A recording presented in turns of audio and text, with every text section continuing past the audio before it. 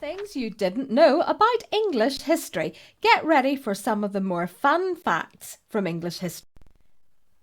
Fact number 1, Elizabeth I and woolly hats. Well, Elizabeth I was a very clever queen, as we know, and she was quite good with the economy. And it so happened that during her reign, the wool trade, which really provided a lot of England's wealth, had come under threat due to some trading issues in mainland Europe. So Elizabeth put her thinking cap on and then realised something. She was Supreme Governor of the Church of England. Well, how on earth could that help with the economy, I hear you say? Well, she, in her capacity as the head of the church, decreed that everyone who went to church, which was basically everyone in England at the time, more or less, had to wear a woolly hat on a Sunday. And that way she saved the wool trade and turned England's economy around. The story of Edward I, known as Longshanks, and the tax-debating priest. Now, Edward I, he was the bad king in the movie Braveheart, you'll recall, was known as Longshanks because he was 6'5" tall. And in medieval terms, that made him a total giant.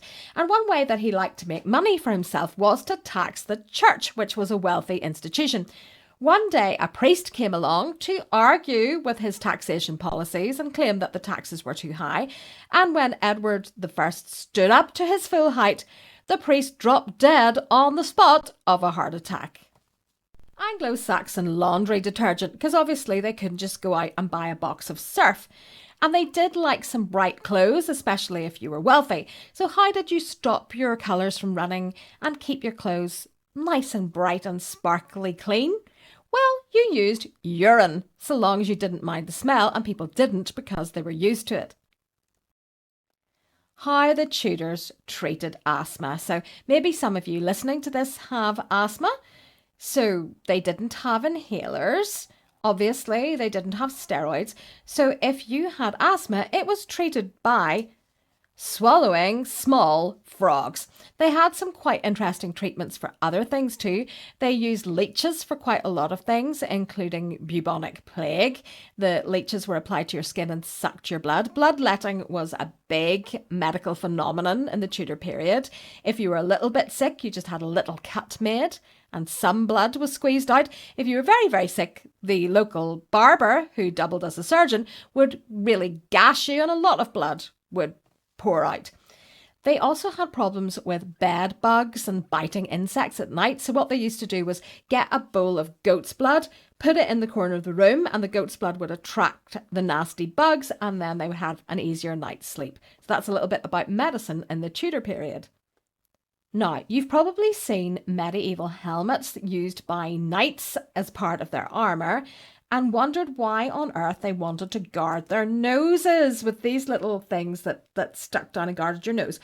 Well, those weren't actually there to protect your nose. They were there to protect your eyes, so that if your opponent slashed one of your eyes, they couldn't just slash straight across and get both of your eyes. So if you're watching, say, some kind of King Arthur movie or a movie that has medieval knights fighting, and there's a hole in the helmet where both eyes are visible with nothing in between them, that is anachronistic. That's not right. They were very big into these little nose guards to protect their eyes. William the Conqueror's funeral was a talked about event, and not because a very famous king had died. William the Conqueror, of course, defeated the Anglo-Saxon King Harold in 1066 at the Battle of Hastings. It actually took place in a place called Battle, but the Battle of Battle just doesn't sound as good. And he became the first Norman king. So an imposing figure. He looks very austere in this portrait of him. In real life, he was enormously fat. And when they dug a grave for him in Normandy in France, which is where he's buried, because the first English kings of this period were all in fact French, the grave was a little bit too small. And when they tried to shove his body into the grave, it exploded and filled the cathedral with an overwhelming stench. Roman curses. And if you go to the city of Bath in England and visit the Roman baths, you can see some of these curses. So when the Romans arrived in Britain, they came from a warm climate in Italy, and they found Britain to be, quite frankly, a wee bit cold. This is why they loved Bath, because there was mineral water there that came out of the rock at about 40 Celsius, and they were able to build baths and enjoy some heat. They tended to get a bit cross if anyone threatened their ability to stay warm. So one of the curses that was found there, and curses were, you can see here, little bits of metal with imprecations carved into them that were thrown into the water. And we get from that our tradition of throwing pennies into wells. But one of these curses said, Flavia has stolen my gloves. May she be smitten with blindness and insanity. Okay. Seems a little bit extreme for having your gloves stolen, but then your hands are going to be British level cold. Number 8, the death of Richard the Lionheart. Now, you've probably seen Robin Hood movies where King Richard, good King Richard, waltzes in at the end and saves the day and order is restored. And Richard the Lionheart, Richard the First, as he's also known, was a warrior king who fought in the Crusades, and you can see him pictured here looking very imposing. So how did this great warrior meet his end? Well, a lot of it had to do with a frying pan. Richard happened to be besieging a totally unarmed castle in France, presumably because he'd heard there was Roman treasure there. We don't know for sure, but that could have been the reason. And this castle was called Chabrol. Now, the residents were, of course, completely unarmed, and Richard was aiming crossbows at him. So a young boy, and we don't know the boy's name, it could have been Pierre Basile, Jean Sobraz, Dudo, or Bertrand de Gourdon, and the latter name is the most likely because the village of Gourdon was nearby. Well, this young lad, not having any weapons to hand, seized a frying pan to use as a shield. Richard's crossbow bolt bounced off the frying pan and rebounded, hitting him in the shoulder. The wound became infected and he died. Number 9, Oliver Cromwell bans fun.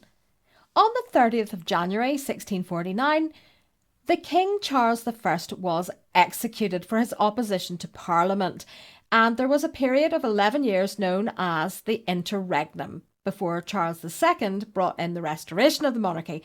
During that time, one of the key leaders was this chap, Oliver Cromwell. He was a Puritan, and he had a sort of unusual attitude towards fun and entertainment. He mostly banned things that people liked. He banned Christmas, he banned the theatre, and he banned makeup. All those things were brought back whenever Charles II resumed the throne. Number 10, our last fact. Things that Queen Victoria and Prince Albert gave us. Queen Victoria brought in the whole idea of the white wedding dress, and this was because her uncles, who had been the kings before her, King George IV and King William IV, had been thought of as being a bit immoral, dissolute. They didn't have heirs, but they had lots of mistresses and lots of illegitimate children, and she wanted to be thought of as very pure and innocent. She was very young, and so she wore white. Before that, white dresses were more associated with baptism within the church and with confirmation, but she brought in a fashion for white wedding dresses which still lasts today.